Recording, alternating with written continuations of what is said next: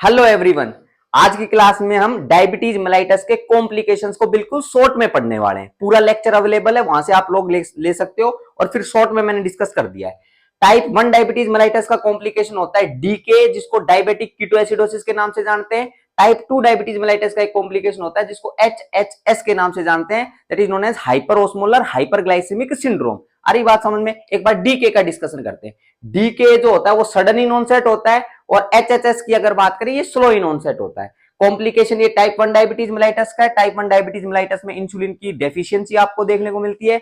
उसके कारण peripheral utilisation नहीं हो पाता ग्लूकोज का, कार्बोहाइड्रेट मेटाबॉलिज्म नहीं हो पाता, हाइपरग्लाइसीमिया की कंडीशन देखने को मिलती है। और हाइपरग्लाइसीमिया की कंडीशन ब्लड ग्लूकोज लेवल को जब देखोगे तो बहुत ज्यादा, बोले तो 300 mg पर डीएल से भी ज्यादा आपको ब्लड ग्लूकोज नजर आता है। नेक्स्ट, अगर इंसुलिन नहीं है तो लाइपोलाइसिस जो होगा, लाइपोलाइसिस बढ़ जाएगा और लाइपोलाइसिस बढ़ेगा तो उस कंडीशन के अंदर ये फैट जो है ये लीवर के पास जाएंगे। लीवर के अंदर पार्शियल ऑक्सीडेशन ऑफ फैट के कारण कीटोन बॉडीज का फॉर्मेशन होता है और कीटोन बॉडीज का नेचर एसिडिक होता है, इसीलिए इस पर्टिकुलर पर्सन के अंदर एसिडोसिस डेवलप होता है। कीटोन बॉडीज का नेचर एसिडिक, एसिडोसिस डेवलप होगा। कीटोन बॉडीज को अपन याद कैसे करेंगे? अब्बा के नाम से याद रखना है कीटोन बॉडीज को, अब्बा के नाम से। ए का मतलब एसिटोएसिटिक एसिड, बी का मतलब बीटा हाइड्रोक्सीब्यूटायरिक एसिड और ए का मतलब एसीटोन। ऐसे आप लोग याद रख सकते हो। 3 कीटोन बॉडीज आपको देखने को मिलती है। ईटियोलॉजी की बात करें, टाइप 1 डायबिटीज मेलाइटस, क्या प्रेसिपिटेटिंग फैक्टर्स हो सकते हैं जो कि इस कंडीशन को ट्रिगर कर दे? पहला पॉइंट ध्यान रखना स्ट्रेस, दूसरा पॉइंट ध्यान रखना इन्फेक्शन, तीसरा पॉइंट ध्यान रखना इनसफिशिएंट इंसुलिन डोजिंग, कि इनएडिक्वेटली इंसुलिन की डोज करी या इंसुलिन को मिस करा। नेक्स्ट, अगर बात करें यंग एज, तो ये पॉइंट अपन ध्यान रख सकते हैं। यंग एज की भी अगर बात करें, हाईएस्ट इंसिडेंस आपको 11 टू 13 ईयर्स के बीच में आप लोगों को देखने को मिलते हैं। नेक्स्ट पॉइंट पे चलते हैं, क्लिनिकल मैनिफेस्टेशन। क्लिनिकल मैनिफेस्टेशन में एक पॉइंट लिख रखा है 3P। 3P की अगर बात करें इस कंडीशन में, पोलीयूरिया, पोलीफेजिया, पोलीडिप्सिया की कंडीशन आपको नजर आएगी। नेक्स्ट पॉइंट पे चले, पोलीयूरिया के कारण, पोलीयूरिया के कारण ड्राई स्किन, म्यूकोसा, जैसे dry skin and dry mucosa आपको देखने को मिलेगा।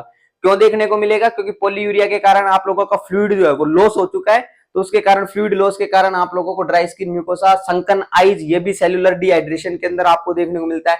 इवन तो वेट लॉस आपको देखने को मिलेगा फ्लूइड की कमी के कारण। अरे बात समझ में? नेक्स्ट, एसिडोसिस की कंडीशन देखने को मिल रही है। एब्डोमिनल पेन आपको देखने को मिलेगा। Ketone bodies will trigger your CTZ resulting into nausea and vomiting, lethargy and fatigue आपको देखने को मिल सकता है। नेक्स्ट, अगर बात करें, इसमें स्पेशल टाइप की ब्रीथिंग आपको देखने को मिलती है जिसको कुस्मोल्स ब्रीथिंग के नाम से अपन जानते हैं। और कुस्मोल्स ब्रीथिंग देखने को मिल रही है और साथ के अंदर यहाँ पर आपको कैसी स्मेल नजर आएगी? उसके अंदर फ्रूटी स्मेल नजर आएगी।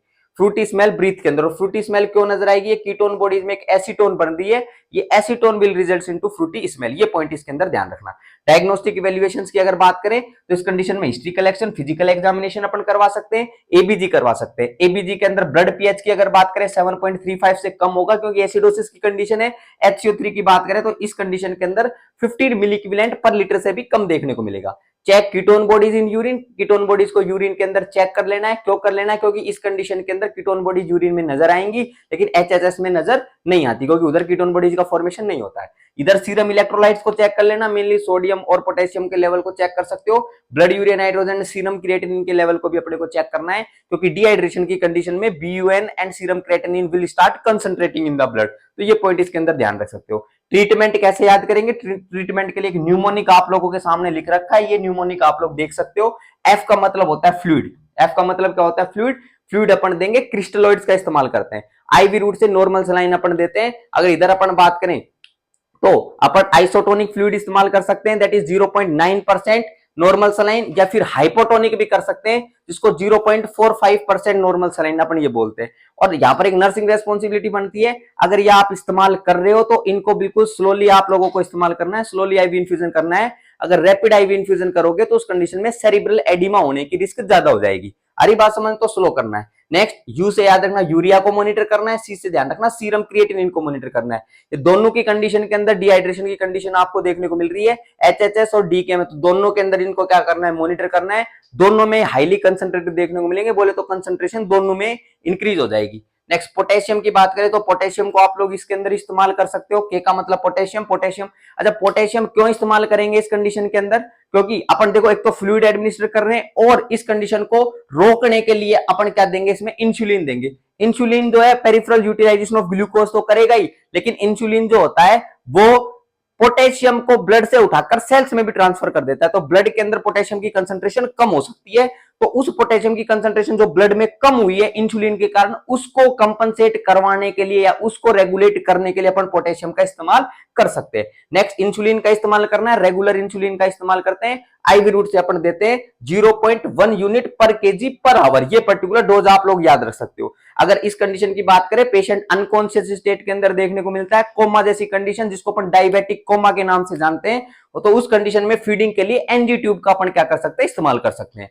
नेक्स्ट, इसके अंदर ग्लूकोज अपने को देना पड़ेगा, और ग्लूकोज किस कंडीशन के अंदर देना पड़ेगा, अगर इस पर्टिकुलर कंडीशन के अंदर जैसे ब्लड ग्लूकोज लेवल 250 mg पर डीएल से कम अगर देखने को मिल रहा है, तो हाइपोग्लाइसीमिया मान के अपन चलेंगे और उस हाइपोग्लाइसीमिया को प्रिवेंट करने के लिए अपन ग्लूकोज देंगे, क्योंकि पर्टिकुलर पेशेंट में हाइपरग्लाइसीमिया की कंडीशन आपको देखने को मिल रही है, तो बॉडी अडप्ट उस हाइपरग्लाइसीमिया के हिसाब से 350-400 mg पर डीएल ऐसे ग्लूकोज देखने को मिल रहा है। तो 250 mg पर डीएल तक पहुंच जाना ब्लड ग्लूकोज लेवल का, वो बहुत कम अपन कंसीडर करेंगे। तो उस कंडीशन के अंदर हाइपोग्लाइसीमिया के कारण अपने क्या करना पड़ेगा, ग्लूकोज देना है। और ये जो मालनरिश चिल्ड्रंस आपको देखने को मिलते हैं, उन मालनरिश चिल्ड्रंस के अंदर मेनली आप लोगों को ग्लूकोज का इस्तेमाल करना पड़ता है।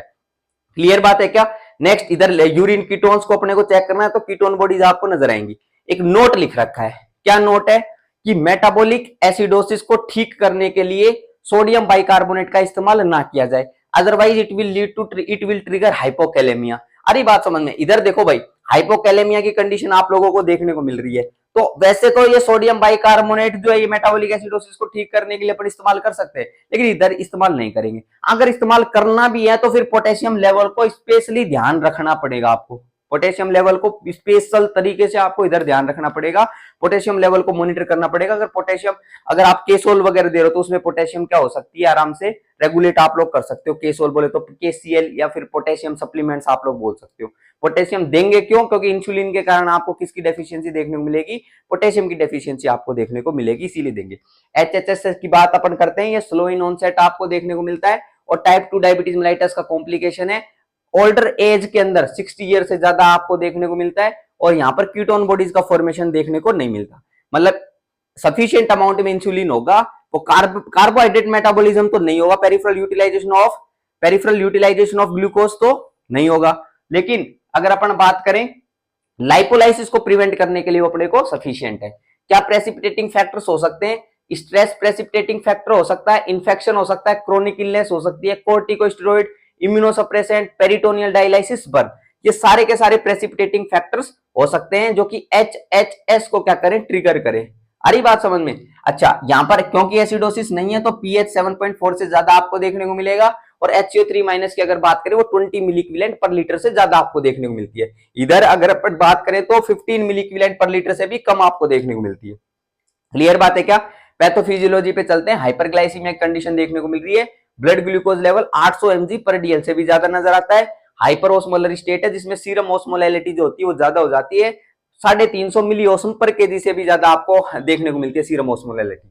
और अगर बात करें ऑस्मोटिक डाययूरेसिस का कॉन्सेप्ट यहाँ पर भी नजर आएगा, जिसमें पोलीयूरिया नजर आएगा, पोलीयूरिया के कारण डिहाइड्रेशन की कंडीशन, हाइपोवोलेमिया आपको नजर आएगा, और क्योंकि फ्लूइड वो बाहर निकल रहा है पोलीयूरिया के कारण, तो हाइपोवोलेमिया अगर नजर आ रहा है तो बीपी लो और हार्ट रेट का बढ़ जाना ये आपको नजर आएगा। ब्लड के अंदर हाइपर ऑस्मोलर स्टेट है तो हाइपर विस्कोसिटी नजर आ सकती है, जिसके कारण थ्रोम्बोसिस की कंडीशन डेवलप हो सकती है। नेक्स्ट अगर बात करें तो क्लिनिकल मैनिफेस्टेशंस पे चलते हैं।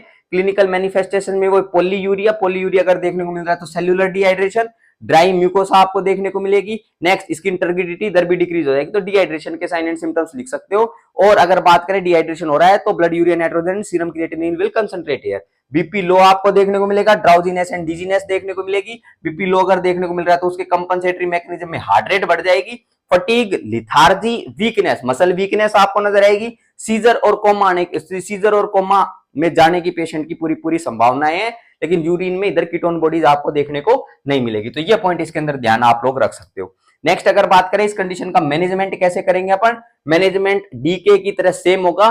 फ्लूइड का रिप्लेसमेंट अपने को करना है, इंसुलिन अपने को देनी है, पोटेशियम का यूज करना है, और कार्डियक एंड न्यूरोलॉजिकल मॉनिटरिंग अपने को इसके अंदर करनी है। अगर अपन बात करें डायबिटीज मेलाइटस के और कॉम्प्लिकेशंस की, तो दो प्रकार से आपको देखने को मिलते हैं। एक तो होता है मैक्रोवेस्कुलर कॉम्प्लिकेशन, एक होता है माइक्रोवेस्कुलर कॉम्प्लिकेशन। मैक्रोवेस्कुलर कॉम्प्लिकेशन की अगर बात करें तो coronary artery disease, cardiomyopathy, hypertension, cerebrovascular disease, next अगर बात करें पेरिफेरल वेस्कुलर डिजीज, ये सारी की सारी आपको देखने को मिल सकती है। माइक्रोवेस्कुलर कॉम्प्लिकेशंस की अगर बात करें तो रेटिनोपैथी आपको नजर आ सकती है, नेफ्रोपैथी नजर आ सकती है और न्यूरोपैथी नजर आ सकती है। तो आज की क्लास में अपन ने डीके और एचएसएस को बिल्कुल डिटेल के अंदर, मतलब बिल्कुल शॉर्ट एंड स्वीट तरीके से पूरा डिस्कस कर लिया है। इसके पूरे लेक्चर्स अपलोड हो चुके हैं। तो thank you so much for that.